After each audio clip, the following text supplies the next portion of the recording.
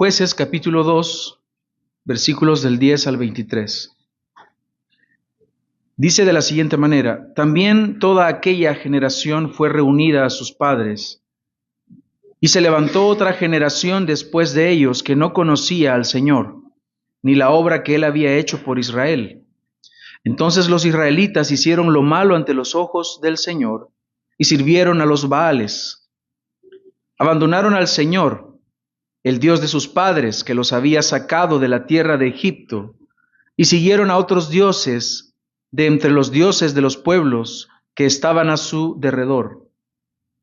Se postraron ante ellos y provocaron a ira al Señor. Dejaron al Señor y sirvieron a Baal y a Astarot.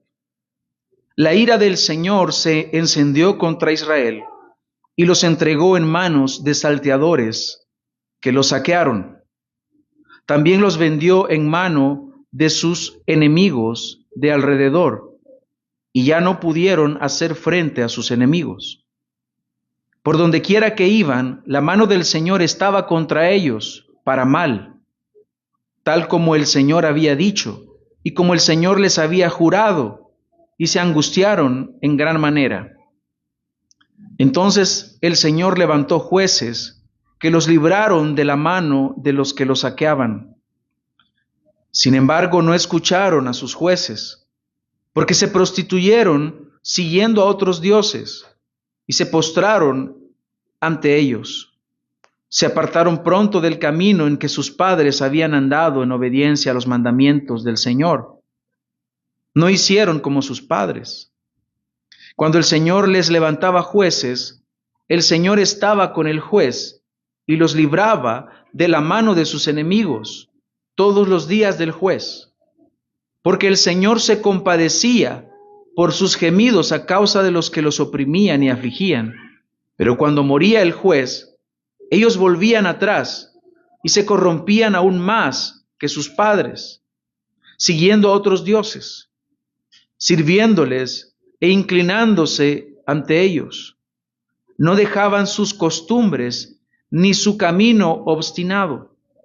Entonces se encendió la ira del Señor contra Israel y dijo: por cuanto esta nación ha quebrantado mi pacto que ordené a sus padres y no ha escuchado mi voz, tampoco yo volveré a expulsar de delante de ellos a ninguna de las naciones que Josué dejó cuando murió, para probar por medio de ellas a Israel, a ver si guardan o no el camino del Señor y andan en él como lo hicieron sus padres. Así pues, el Señor permitió que aquellas naciones se quedaran allí, sin expulsarlas enseguida, ni las entregó en manos de Josué. Señor, te pedimos en esta mañana que nos hables, que dirijas nuestros pensamientos hacia la verdad y que nos sujetemos a tu palabra.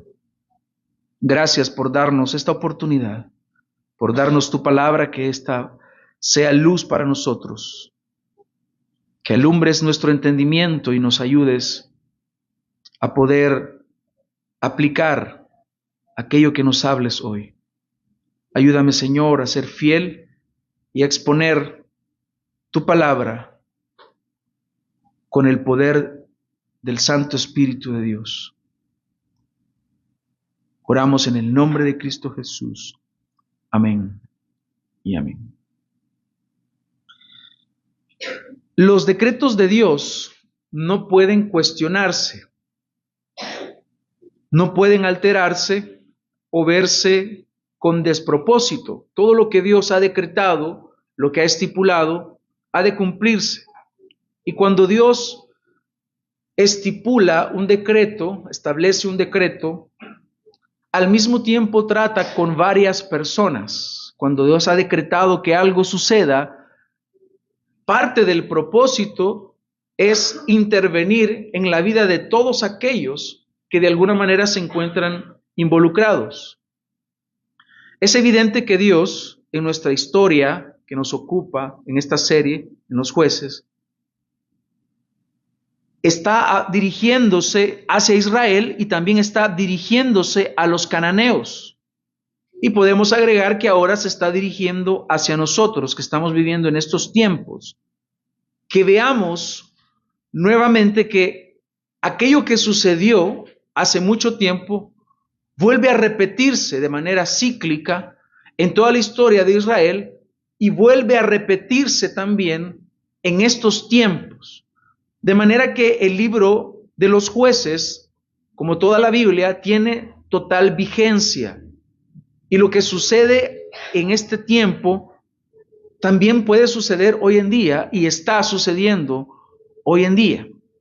Así que lo que el Señor ha establecido al tratar con Israel también tiene que ver con los cananeos.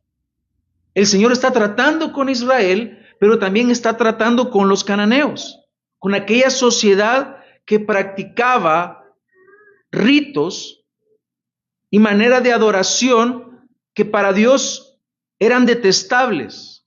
Incluía sacrificios de niños a sus dioses, al dios Moloc. Incluía ritos de fertilidad sexual. Incluía incesto, incluía bestialismo.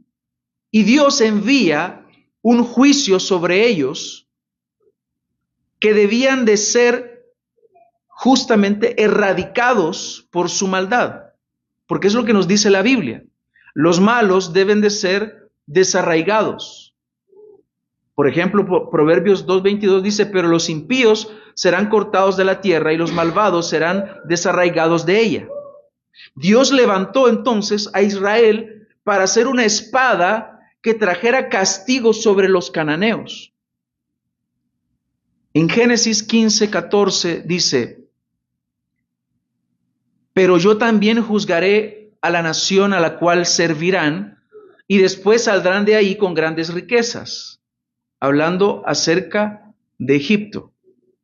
Tú irás a tus padres en paz, y serás sepultado en buena vejez. En la cuarta generación, ellos regresarán acá, porque hasta entonces, y préstele atención a esta frase, hasta entonces no habrá llegado a su colmo la iniquidad de los amorreos. Esto indica que Dios no iba a destruir a los amorreos o a los cananeos de una manera inmediata, sino que les iba a otorgar tiempo de gracia, que son aproximadamente 400 años antes de ejecutar el juicio definitivo por sus prácticas paganas e inicuas por medio de Israel. Entonces Dios iba a utilizar a Israel para traer juicio sobre estas naciones que eran paganas. Solo que aquí habla de los amorreos que eran cananeos. Pero no es que solo trató con los amorreos. También trató con los heveos, los gergeseos, los jebuseos, con todas esas naciones paganas. Así que Dios elige a Israel para ejecutar juicio, pero esto no significaba que Israel fuera mejor moralmente que esas naciones. En Deuteronomio 9:1 dice, oye Israel, hoy vas a pasar el Jordán para entrar a desposeer a naciones más grandes y más poderosas que tú, ciudades grandes y fortificadas hasta el cielo, un pueblo grande y alto, los hijos de los anaseos, a quienes conoces y de quienes has oído decir, ¿quién puede resistir a los hijos de Anac? Comprende pues hoy que es el Señor tu Dios el que pasa delante de ti como fuego consumidor. Él los destruirá y los humillará delante de ti para que los expulses y los destruyas rápidamente, tal como el Señor te ha dicho. Y ahora aquí viene el trato con el corazón de ellos. No digas en tu corazón cuando el Señor tu Dios los haya echado de delante de ti, por mi justicia el Señor me ha hecho entrar para poseer esta tierra, sino que es a causa de la maldad de estas naciones que el Señor las expulsa de delante de ti. No es por tu justicia ni por la rectitud de tu corazón que vas a poseer su tierra, sino que por la maldad de estas naciones el Señor tu Dios los expulsa de delante de ti. para confirmar el pacto que el Señor juró a tus padres, Abraham, Isaac y Jacob. Comprende pues que no es por tu justicia que el Señor tu Dios te da esta buena tierra para poseerla, pues eres un pueblo terco. Entonces Dios va a tratar con estas naciones, que eran naciones paganas, enemigas de Dios. Pero al mismo tiempo Dios va a tratar con Israel en lo que está sucediendo. En esta historia podemos ver claramente que Dios está obrando, trayendo juicio a estas naciones, pero también Dios está tratando con el corazón de ellos. Ahora, en cuanto a Israel, vemos que era un pueblo que Dios había separado y elegido de entre las demás naciones de la tierra y que la había llamado a ser un pueblo santo. ¿Por qué? Porque el Señor es santo. Dice Levítico 22:32, no profanarán mi santo nombre, sino que seré santificado entre los israelitas. Yo soy el Señor que los santifico, que los saqué de la tierra de Egipto para ser su Dios. Yo soy el Señor. En Números 23:9 dice, porque desde la cumbre de las peñas lo veo, y desde los montes lo observo. Este es un pueblo que mora aparte y que no será contado entre las naciones. Vemos entonces que el trato de Dios para con Israel está presente, obviamente, en toda la historia, pero al mismo tiempo vemos claramente que en este punto, llegado a este punto, Dios va a tratar con su orgullo y va a mostrarle lo que hay en su corazón, al mismo tiempo que Dios está tratando con todos los cananeos. Resulta que Israel olvida su propósito. Olvida su propósito de ser santo, de ser apartado para el Señor. Y Dios lo llama a ser un soldado que emplee la espada para castigo. Y como vimos anteriormente, ellos pecan al dejar incompleta la misión que se les había enviado. Y ellos dijeron, vivamos junto a ellos, y no erradicaron a quienes tenían que erradicar. Seguramente ellos pudieran haber tenido muchas excusas para justificar el hecho de no haber empleado el juicio de la manera exacta como Dios les había dicho. Quizás pensaron que los mandatos de Dios, llegados a ese punto, eran demasiado rígidos o demasiado severos. Que después de todo, Dios es toda misericordia y toda bondad, así que probablemente ellos dijeron lo más espiritual para mostrar esa tolerancia amable hacia los cananeos era llegar a acuerdos prácticos con ellos. Probablemente pensaron sería una lástima desperdiciar esta oportunidad. ¿Por qué no mejor aprender de una civilización tan avanzada?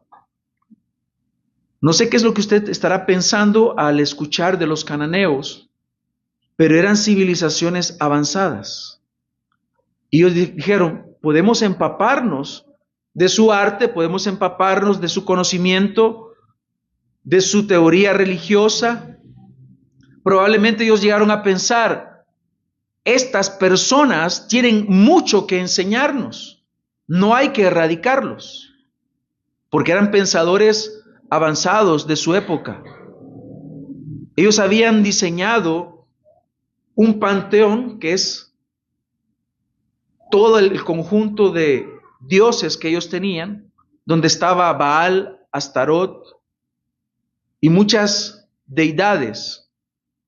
Eran un pueblo con avances tecnológicos propiamente de su época, estaban constantemente innovando. Así que Israel dijo, no hay que cumplir la sentencia divina al pie de la letra.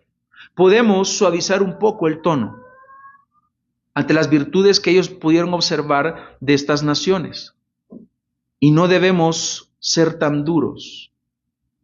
Hagamos pacto con ellos. Y entonces la Biblia dice que ellos decidieron vivir con ellos. Pero lo que toleraron y lo que permitieron no tardó en convertirse en imitación. Ellos comenzaron a imitar. Israel terminó siendo tan vil como las naciones que Dios había condenado por sus prácticas paganas. Y se convirtieron en una nación mezclada. Combinaron su fe con aspectos religiosos de los cananeos. Pero la lección de Dios para ellos era clara. Si ustedes se apartan un poco de mis mandamientos, vendrá para ustedes castigo y maldición. Para nosotros la enseñanza entonces también es clara. Una vez que te apartas 1 centímetro de la palabra de Dios, pierdes el control de dónde habrás de terminar. Lo mejor que podía hacer Israel es obedecer la palabra de Dios tal como Dios se la había revelado. Lo mejor que puede hacer un padre es someterse a la palabra de Dios. Lo mejor que puede hacer un pastor es someterse a la palabra de Dios. Lo mejor que puede hacer un cristiano es someterse a la palabra de Dios. Aún y lo que Dios está demandando que se haga, sea incómodo y sea difícil, siempre va a ser lo mejor. Por eso debemos aprender ahora que lo más importante para nosotros en la vida es someternos a la palabra de Dios. Cuando tienes a un padre que actúa según la palabra de Dios, y aquí hijos, jóvenes, niños, si te molesta que tu padre te lleve a la palabra de Dios, te lleve a Cristo, te lleve en obediencia al Señor y te demande lo que Dios ya ha dicho, el problema no está en papá ni en mamá. El problema está en nuestro corazón. Cuando un pastor que actúa según la palabra de Dios y te llama y te exhorta a hacer la palabra de Dios, a obedecer la palabra de Dios, pero eso molesta y trae carga en el corazón, el problema no está ni en la palabra de Dios ni en el pastor, sino en nuestro corazón. Cuando tenemos un hermano que nos llama a vivir una vida de santidad, de devoción, sometidos a la palabra de Dios, y eso nos molesta, debemos de recordar que el problema no está en mi hermano que me llama a obedecer la palabra de Dios, sino que está en el corazón que no quiere sujetarse a la palabra de Dios, porque así es el corazón del hombre. Y esto lo están mostrando los hebreos. Su corazón llega a estar dividido y empiezan a flexibilizar esa obediencia que Dios les está demandando. Por eso obedecer la palabra de Dios siempre, hermano, siempre a usted le va a colocar en el lado correcto de la historia. Israel estaba del lado correcto de la historia, pero solo si obedecía al Señor. Israel comienza a desviarse, a perderse, comienza a flexibilizar el pacto, los mandamientos. Por eso la estricta obediencia a la palabra de Dios, hermanos, nunca va a ser un desperdicio. Nunca. Al contrario, flexibilizar el mandamiento de Dios para dar lugar a concesiones mundanas siempre va a terminar en desgracia. Siempre, si usted negocia con el pecado, las cosas nunca van a terminar bien. Este pasaje que tenemos por delante constituye uno de los textos más importantes para entender el libro de los Jueces. Si el capítulo 1 mostró históricamente el fracaso moral de Israel, esta sección que hemos leído va a explicar qué fue lo que sucedió teológicamente hablando. Y vemos aquí un ciclo trágico de apostasía. Y este es el título de este sermón: un ciclo trágico de apostasía. Aquí el Espíritu Santo no, lo que hace es revelarnos, mostrarnos aquí sobre la dinámica espiritual que estaba siguiendo Israel y que va a dominar poco a poco los capítulos que siguen. Aquí se nos presenta el escritor del libro de los jueces, que se le atribuye a Samuel, se nos presenta como un comentario explicativo de todo lo que está sucediendo. Y vemos este ciclo de apostasía. Ellos apostatan, niegan la palabra de Dios, se niegan a obedecer, y entonces, evidentemente, lo que va a generar eso es juicio divino. Les duele, les genera sufrimiento y se genera un clamor. Claman ellos al Señor, y el Señor muestra nuevamente su misericordia y los libera. Pero como hemos leído y el texto nos dice, cuando aquel juez que el Señor ha levantado no está, entonces sucede una recaída. Pero el asunto es que se vuelve peor de lo que fue antes. Entonces el ciclo muestra apostasía, juicio, clamor, liberación y recaída nuevamente.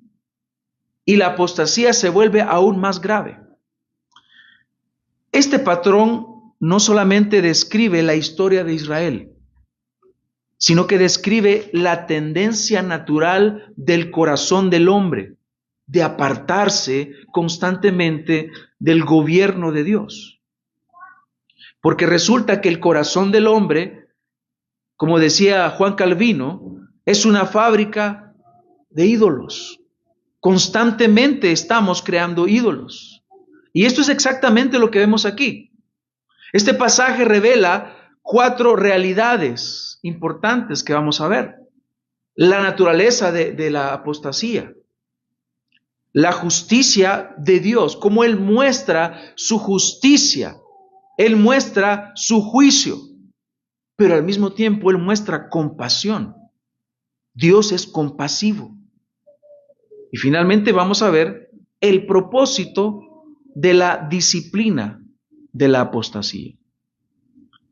Cuando una persona o una nación o un grupo de personas se vuelven en contra del Señor, el Señor no tarda en enviar su juicio. Este texto comienza con una tragedia de la apostasía. Veamos, dice el texto en Jueces 2:11, entonces los israelitas hicieron lo malo ante los ojos del Señor y sirvieron a los Baales. Abandonaron al Señor, el Dios de sus padres, que los había sacado de la tierra de Egipto. Note algo, la sección anterior nos ha dicho que ellos lloraron en Boquim. Ellos lloraron. Ellos mostraron un aparente arrepentimiento, pero no fue así. No estaban realmente arrepentidos. Sus lágrimas no eran reales. Porque dice que ellos abandonaron al Señor, el Dios de sus padres. Ese abandono es la apostasía.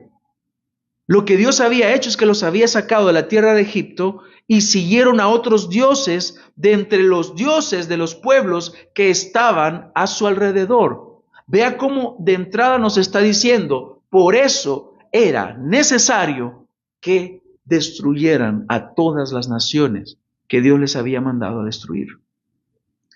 Aquí hay 3 verbos importantes. Dice, hicieron. ¿Qué hicieron? Lo malo. Luego dice, abandonaron. Y luego dice, sirvieron. Ellos, hermanos, no eran ignorantes. Ellos sabían lo que Dios les había dicho. Pero ¿por qué llegaron a preferir a estos dioses de los cananeos? Y esta es una pregunta muy importante. Porque si estaba el testimonio de que Dios los había rescatado y los había liberado de Egipto, y ellos las generaciones anteriores habían sido testigos de lo que había pasado y habían transmitido el testimonio, ¿qué pasaba en aquel entonces? ¿Por qué fue preferible seguir a otros dioses y no al Dios que se les había revelado, al Dios verdadero? Hay varios factores, pero uno de ellos que yo considero que es el más importante es que ellos tenían cierto interés en lo que les ofrecían esos dioses. En la cultura cananea, ellos tenían un panteón jerárquico. Un panteón es un conjunto de dioses, todos los dioses que ellos adoraban. Habían deidades supremas, habían deidades menores y habían deidades patrones regionales. ¿Ha escuchado usted eso de, en tal lugar está el patrón o la patrona? Pues esa forma ya estaba en aquel tiempo. Esa forma de ver que había un Dios en cierta región era algo propio de los cananeos. En otros aspectos, la idolatría de Israel dependió mucho de esta influencia de los cananeos al estar habitando junto a ellos. Por ejemplo, habían dioses dedicados a la provisión agrícola y económica. Ellos pasan de ser nómadas a ser agricultores en tierras que eran fértiles. Los cananeos, con sus ciudades ya establecidas, llegaron a afirmar que su éxito provenía de su dependencia a estos dioses. Por ejemplo, Baal, el dios de la lluvia. Si no hay lluvia, no hay agricultura. Acera, que era la diosa de la fertilidad. Así que para el agricultor israelita, rendir culto a Baal llegaba a ser una garantía de que sus sembradíos iban a dar frutos, iban a ser prósperos. Ellos querían asegurar entonces las lluvias para evitar tener hambrunas. Desde ahí podemos observar entonces que era muy tentador para ellos llegar a confiar en estos dioses. Y esto queda en evidencia cuando más adelante Jeremías reprende al remanente de Judá para que no confíen en que la ayuda la iban a hallar en Egipto. Cuando se da la deportación por Nabucodonosor, hay un remanente que se queda en Judá, pero que luego se van a Egipto. Y el Señor les dice por medio de Jeremías, no se vayan a Egipto, yo los voy a bendecir acá.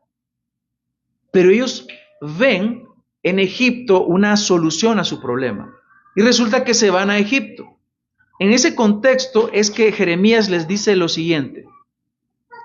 Entonces todos los hombres que sabían que sus mujeres quemaban sacrificios a otros dioses, junto con todas las mujeres que estaban presentes, una gran multitud y todo el pueblo que moraba en la tierra de Egipto, en Patros, respondieron a Jeremías, porque Jeremías les estaba diciendo, ustedes, aparte que desobedecieron al venirse acá, y que por cierto se llevaron a Jeremías también, en contra de su voluntad,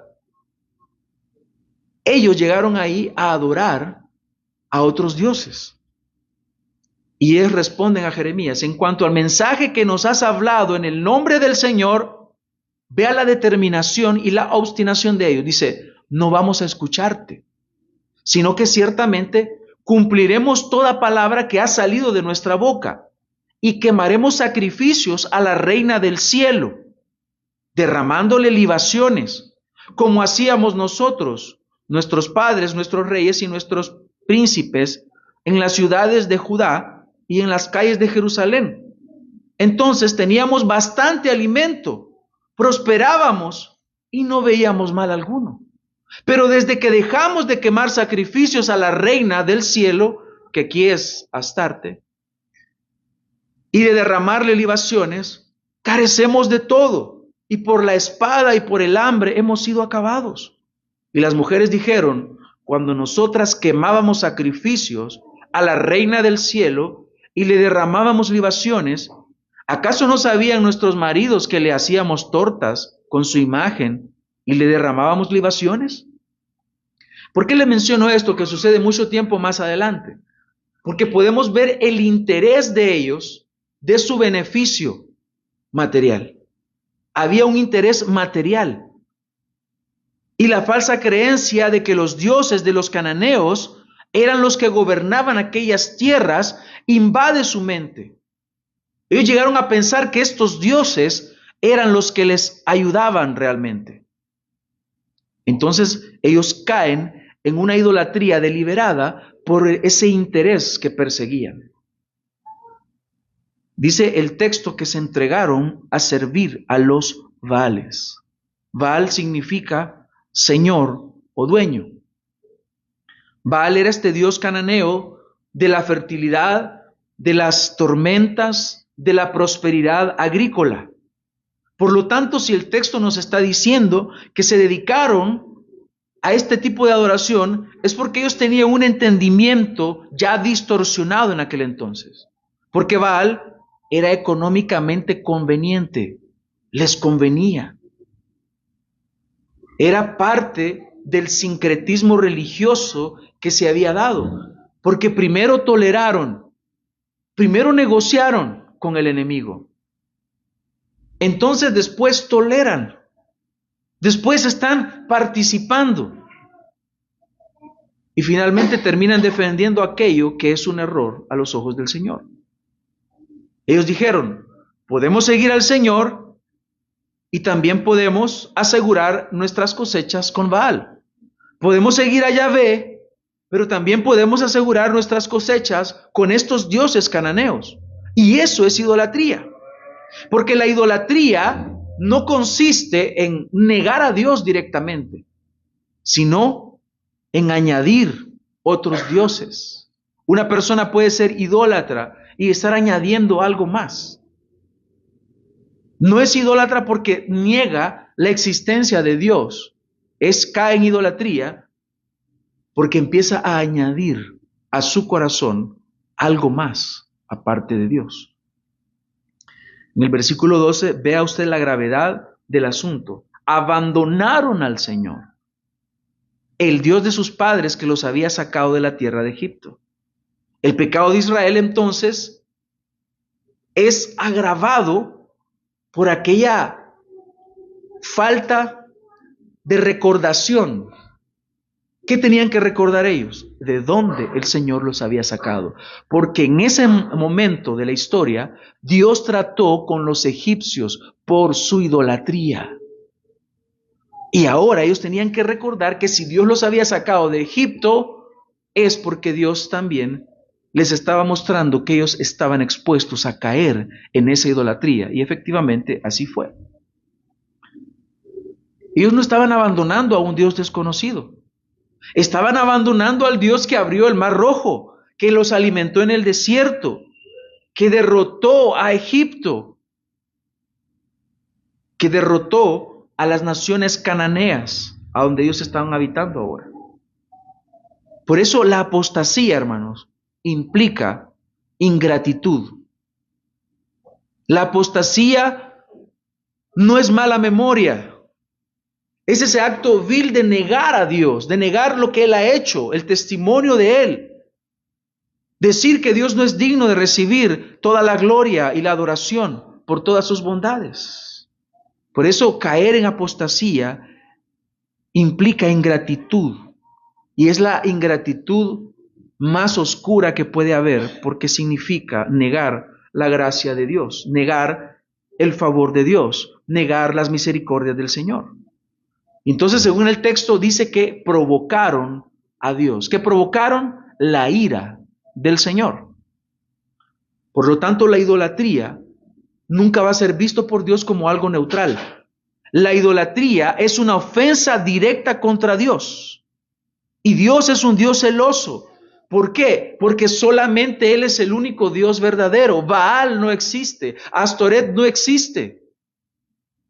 No existen, existen nada más en la mente de las personas que los crearon. Por eso Dios se aira, Dios se enoja. ¿Y entonces qué sucede? Trae juicio contra ellos. Versículo 14. Veamos el resultado de esta apostasía. La ira del Señor se encendió contra Israel y los entregó en manos de salteadores que los saquearon. Vea por qué hay relación con el aspecto agrícola. ¿En qué estaban confiando ellos? En asegurar sus cosechas. ¿Y cómo va a tratar Dios? Con salteadores que le saquearon ¿el qué? Sus cosechas. También los vendió en manos de sus enemigos de alrededor y ya no pudieron hacer frente a sus enemigos. Aquí aparece una frase clave, dice, los entregó. Esto está describiendo juicio divino.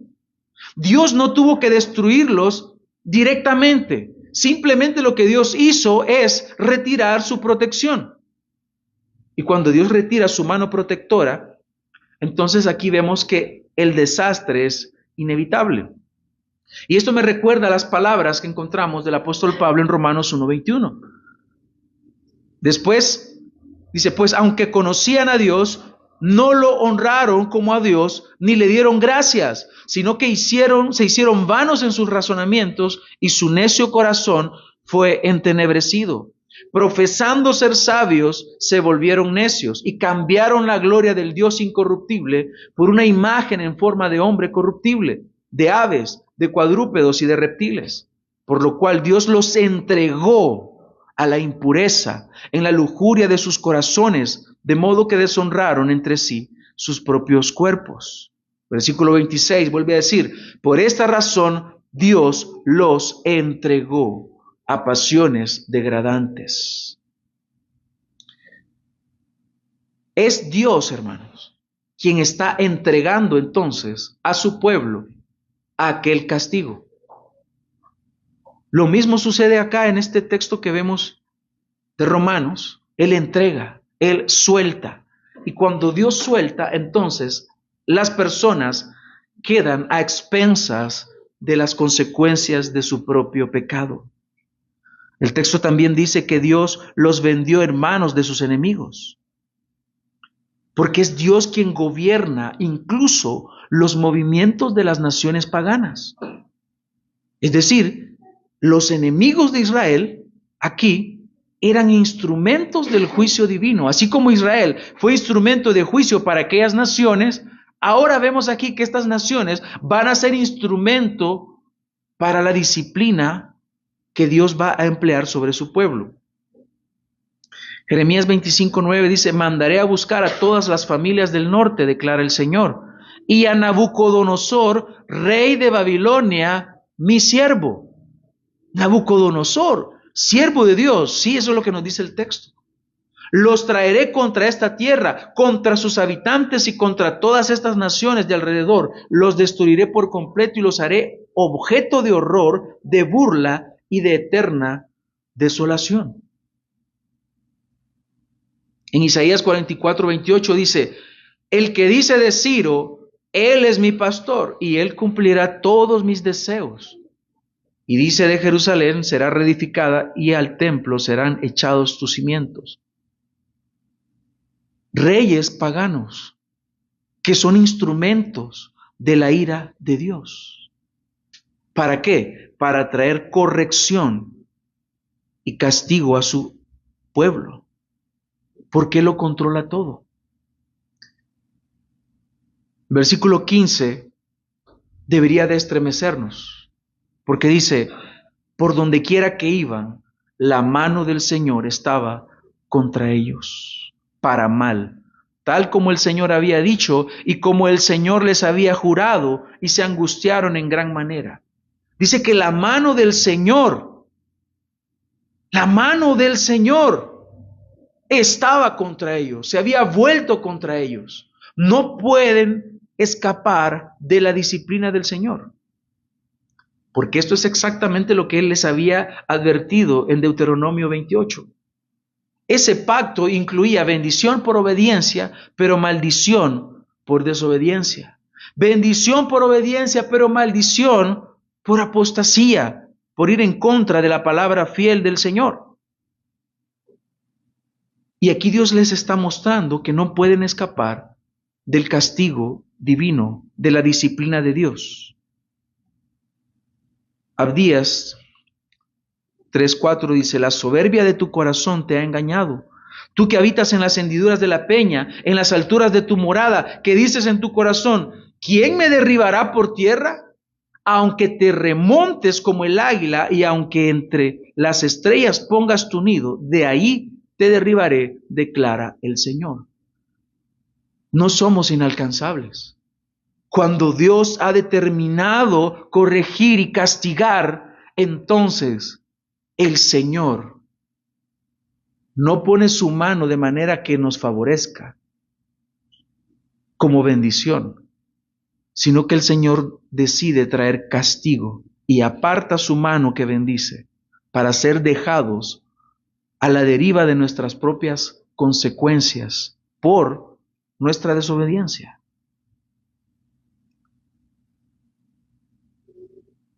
En Deuteronomio 28:16 dice, maldito serás en la ciudad y maldito serás en el campo. ¿Por qué? Por si tú no guardas los mandamientos y los estatutos.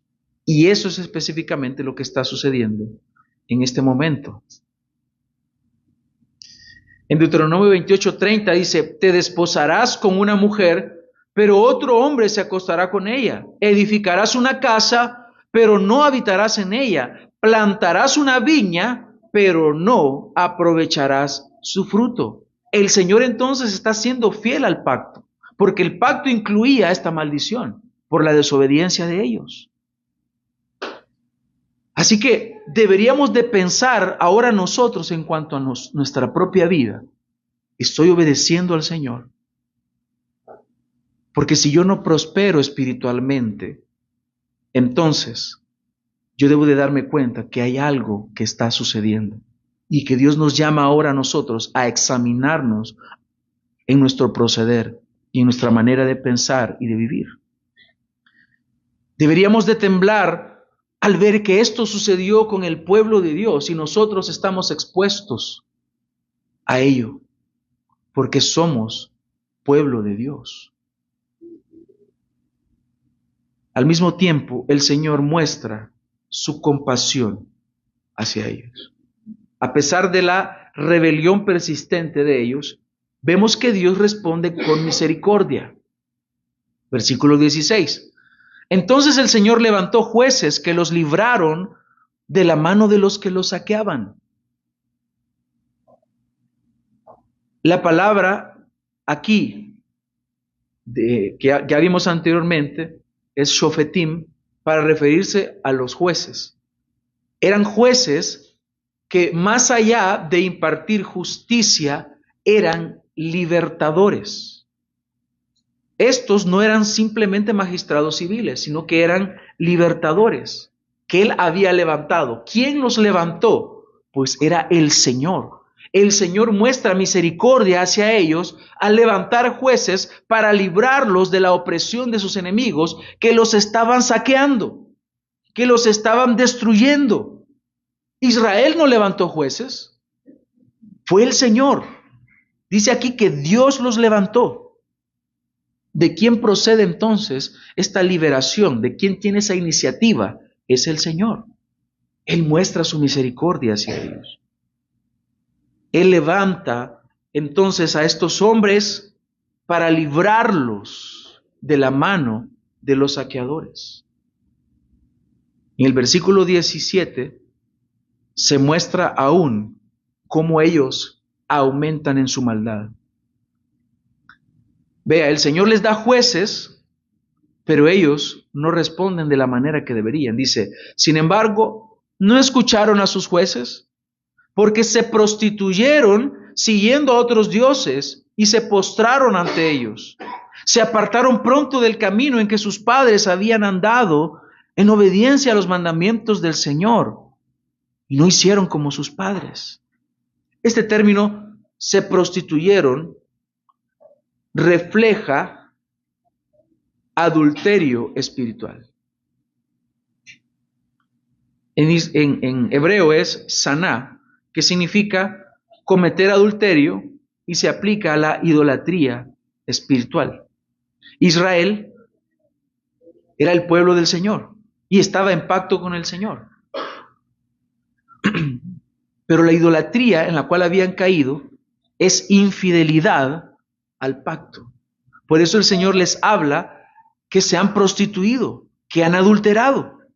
porque esta generación era idólatra y su corazón se había desviado a la inmoralidad, a la fornicación, a la idolatría.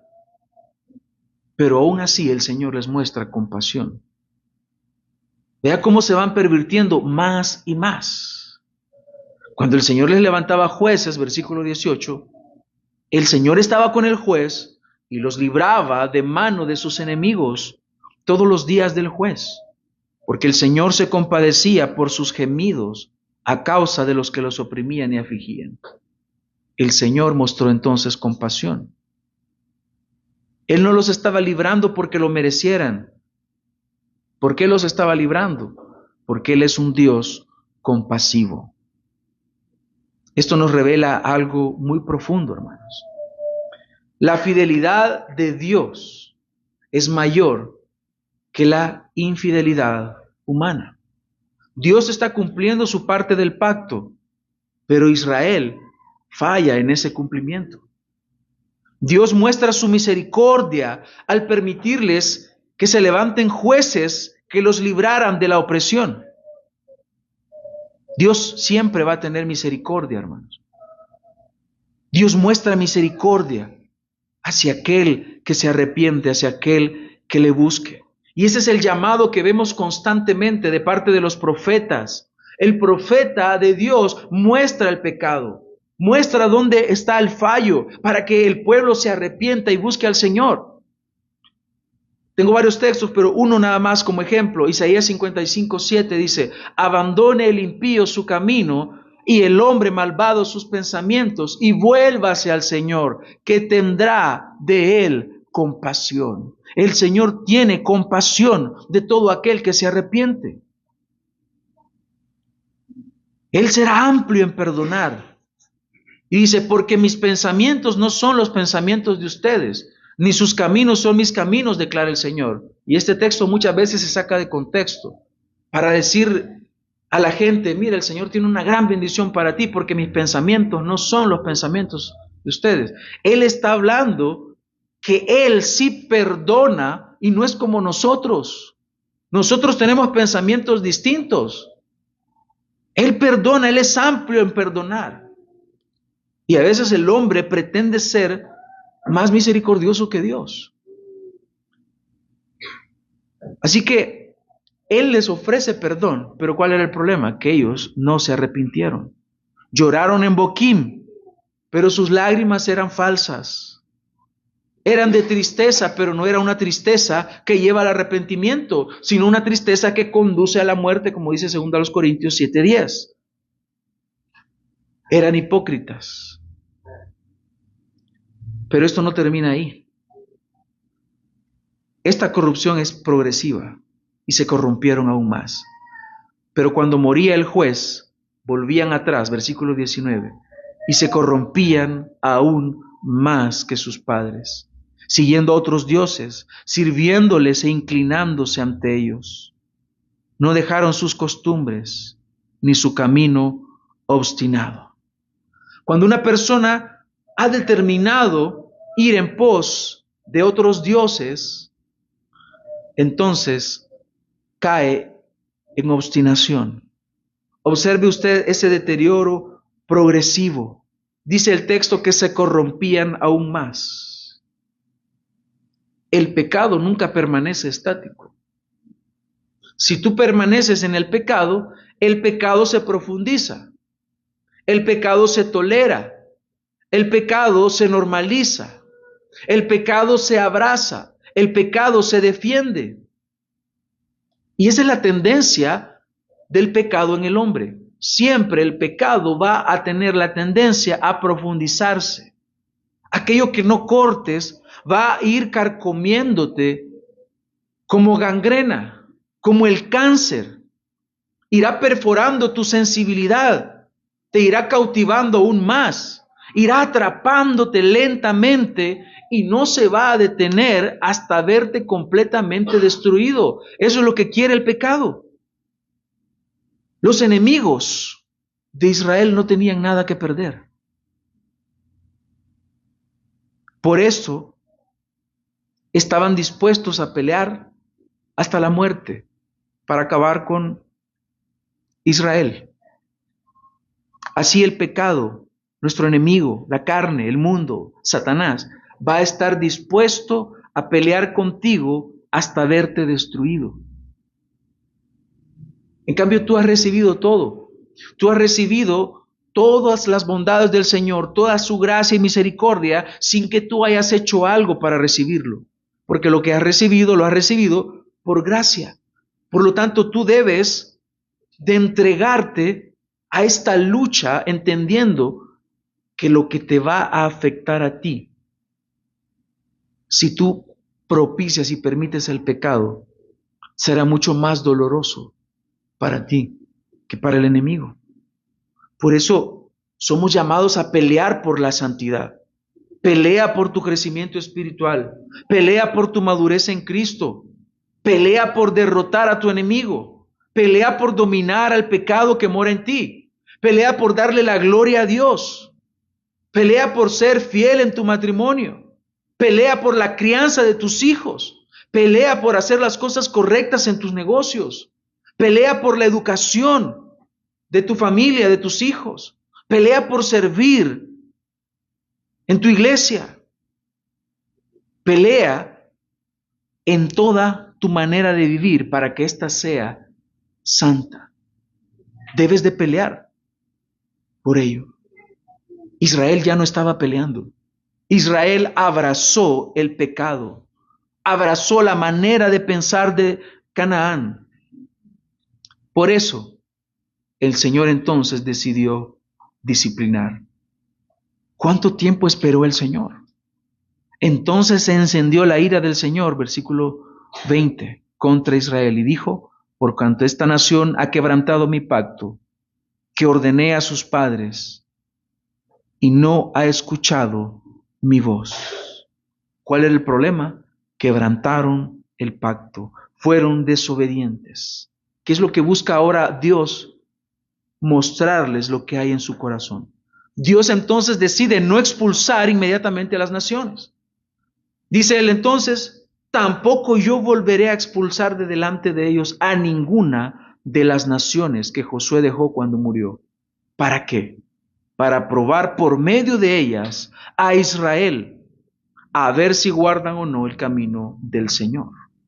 La palabra probar aquí implica revelar lo que está en el corazón, porque Dios lo conoce todo. Apocalipsis 3:15 dice: yo conozco tus obras, que ni eres frío ni caliente. En el Salmo 33:13 dice: el Señor mira desde los cielos, Él ve a todos los hijos de los hombres. Desde el lugar de su morada Él observa a todos los habitantes de la tierra. Él es el que modela el corazón de cada uno de ellos. Él es el que entiende todas las obras de ellos. Él es el que ha creado al hombre, por lo tanto Él entiende al hombre, Él conoce al hombre y sabe que el corazón del hombre es de continuo al mal. En Jeremías 17:10 dice: yo el Señor escudriño el corazón, pruebo los pensamientos para dar a cada uno según sus caminos, según el fruto de sus obras. Entonces, el Señor ya conoce el corazón.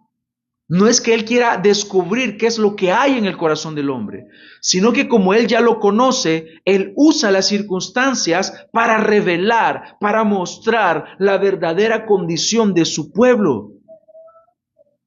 Por eso es que el Señor llama por medio de sus profetas a que considere su pueblo los caminos que está caminando. Ageo 1:5. Ahora pues, así dice el Señor de los ejércitos: consideren bien sus caminos. Consideren bien sus caminos, cómo andan. Jeremías dice en Lamentaciones 3:40: examinemos nuestros caminos y escudriñémoslos y volvamos al Señor.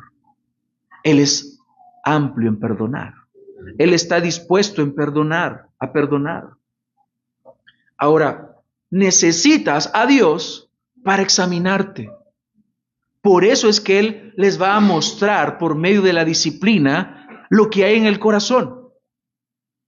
Y esta es la expresión del salmista en el Salmo 139:23. Escudriñame, oh Dios, y conoce mi corazón. ¿Acaso no es que Él ya lo conoce? Claro, pero lo necesitamos a Él para que nos muestre. Dice, pruébame y conoce mis inquietudes y ve si hay en mí camino malo y guíame en el camino eterno. Siempre estarás a merced de los deseos de la carne. Lo que la carne quiera va a ser para nosotros un impulso y vamos a estar a merced de la carne, obedeciéndole, a no ser de que nosotros examinemos nuestro corazón y corrijamos nuestra manera de vivir.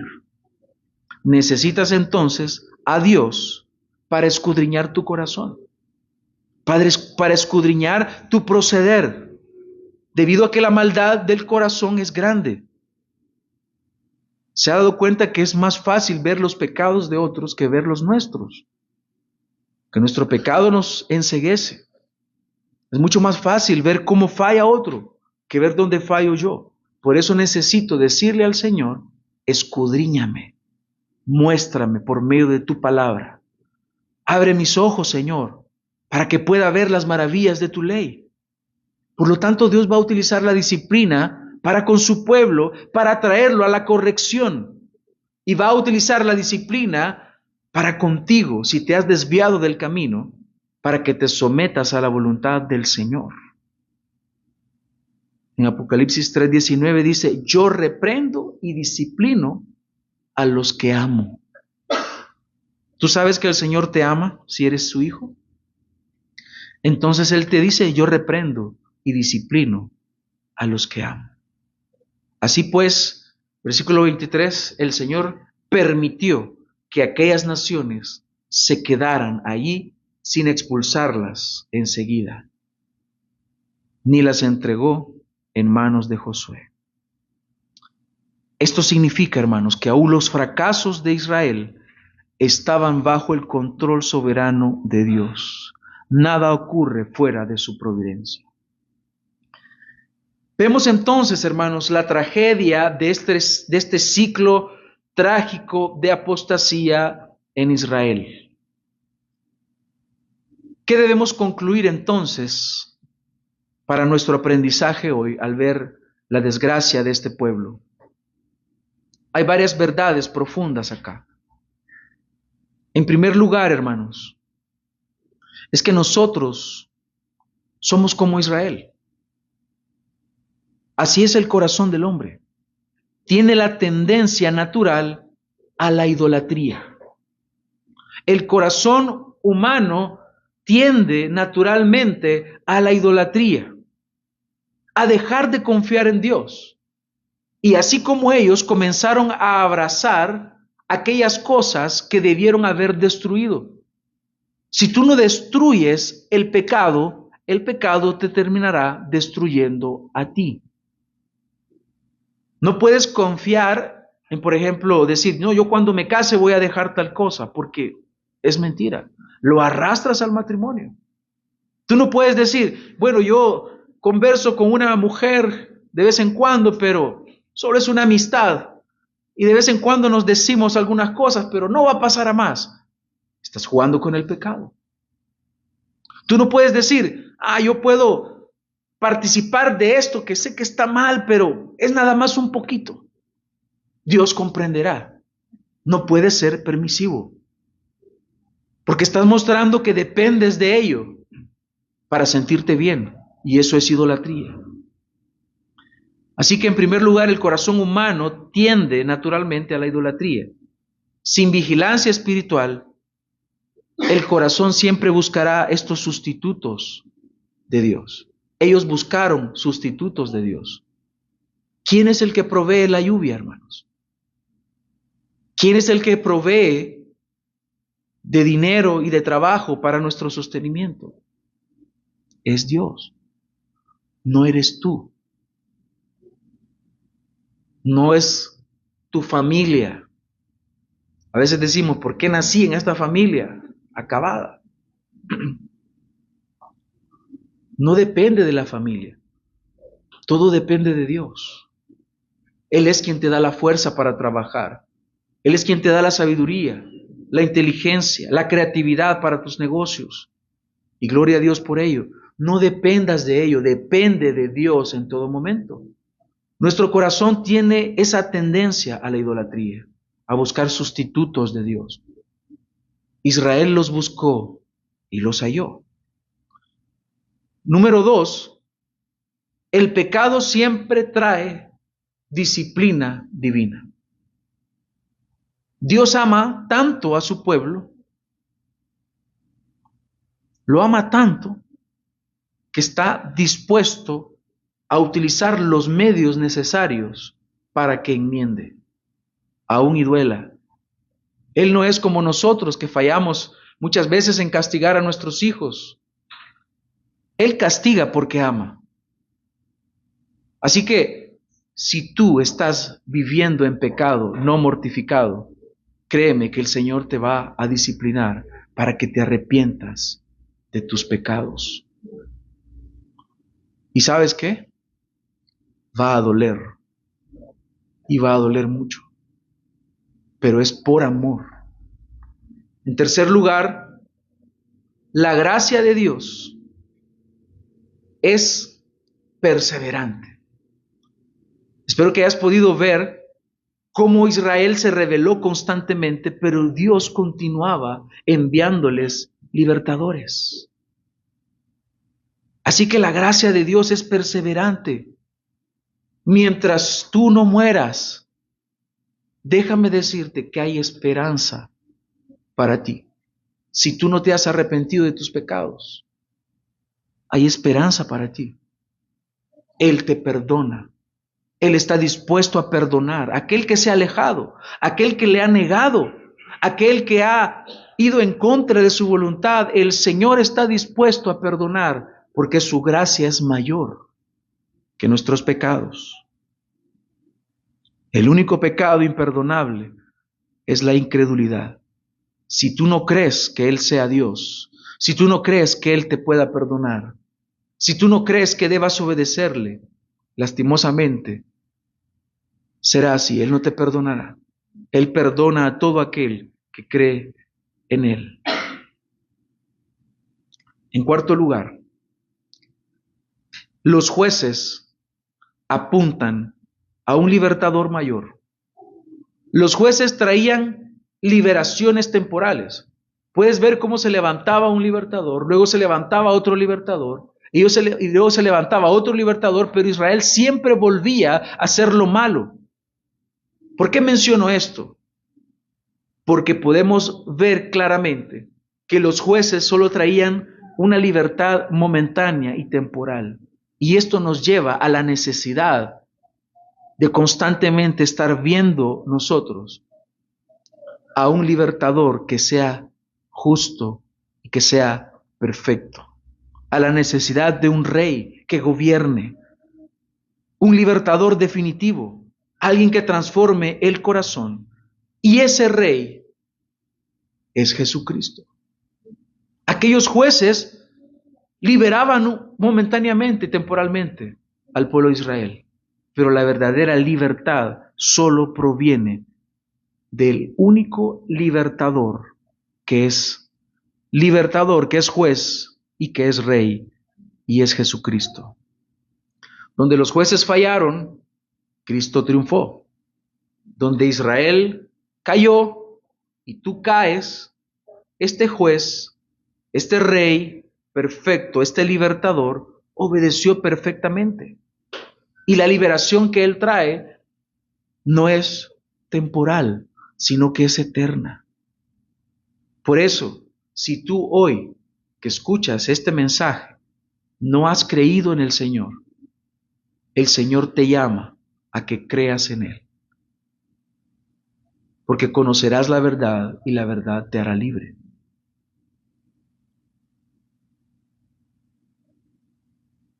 Romanos 6:20 dice, porque cuando ustedes eran esclavos del pecado, eran libres en cuanto a la justicia. ¿Qué fruto tenían entonces en aquellas cosas de las cuales ahora se avergüenzan? Porque el fin de esas cosas es muerte. Pero ahora, habiendo sido libertados del pecado y hechos siervos de Dios, tienen por su fruto la santificación y como resultado la vida eterna. Porque la paga del pecado es muerte, pero la dádiva de Dios es vida eterna en Cristo Jesús, Señor nuestro. Por lo tanto, finalmente, la aplicación de estas verdades para nosotros son la libertad en Cristo Jesús.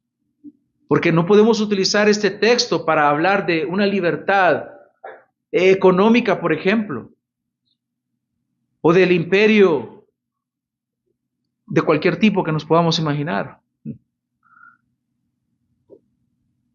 pero sí del pecado. Dios quiere libertarte del pecado. Esto que fue aquí escrito, fue escrito para nuestra enseñanza. Y Dios, habiéndote libertado, quiere que des fruto de santificación. Dios quiere que tú estés con Él eternamente y por eso te llama a ti, a que creas en el único que puede libertarte. Al mismo tiempo quiero hacer un llamado a los que creemos, pero que estamos luchando con alguna práctica pecaminosa. Vuélvete al Señor. Vuélvete al Señor. Espera en Él. Confía en que Él puede ayudarte. Tú eres débil y habrás de ceder muchas veces ante el pecado. Si lo haces en tus fuerzas, si estás confiando en tu capacidad, el Señor quiere que confíes en Él. Y así como Él levantó a aquellos jueces para liberar de la opresión a Israel, Él se ha levantado ya para liberarnos a nosotros de toda culpa del pecado. Dice, habiendo sido libertados del pecado y hechos siervos de Dios. Por lo tanto, confiemos en Él, amados hermanos. Renunciemos a toda práctica inmoral. Renunciemos a todo pensamiento mundano que nos lleva a cuestionar a Dios, aún su palabra, y que nos ofrece una aparente libertad, cuando la verdadera libertad, paradójicamente, es ser esclavos de Cristo. Que el Señor nos ayude a aprender de lo que sucedió en aquel tiempo con Israel, para que nosotros no descuidemos nuestro andar delante del Señor. Un trágico ciclo de apostasía. Oremos. Señor, te damos las gracias porque nos muestras a través de este testimonio bíblico de lo que sucedió con Israel en el tiempo del asentamiento, en el tiempo de los jueces. Nos muestras la realidad del corazón del hombre que es de continuo al mal.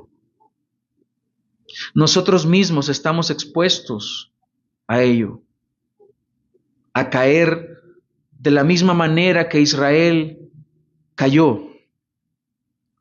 Líbranos, Señor, de la apostasía. Líbranos, Señor, de la esclavitud, del pecado. Ayúdanos, Señor, a que podamos obedecerte a ti. Es para nosotros, Señor, una lucha constante, continua. Es para nosotros una batalla cruda todos los días de nuestra peregrinación. Luchamos con nuestra propia carne, luchamos con el mundo que quiere devorarnos, luchamos con el enemigo de nuestra alma que quiere constantemente destruirnos.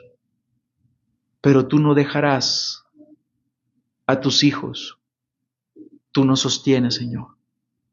Ayúdanos a luchar contra el pecado. Ayúdanos, Señor, a tomar la espada y acabar con nuestros enemigos y que los destruyamos por completo. Te suplicamos, Señor, que nos libres de estos ciclos trágicos de pecado y apostasía. Libera, Señor. Trae libertad a los cautivos. Trae libertad a aquel que es esclavo del pecado. Ayúdanos, Señor, a permanecer fieles en tu palabra, fieles a ti, esperando en ti, rogándote a ti, peleando contra el pecado para vivir una vida que te agrade a ti. No es con espada física, no son con armas materiales, sino en el poder del Santo Espíritu de Dios que habita en nosotros, es que podremos vencer.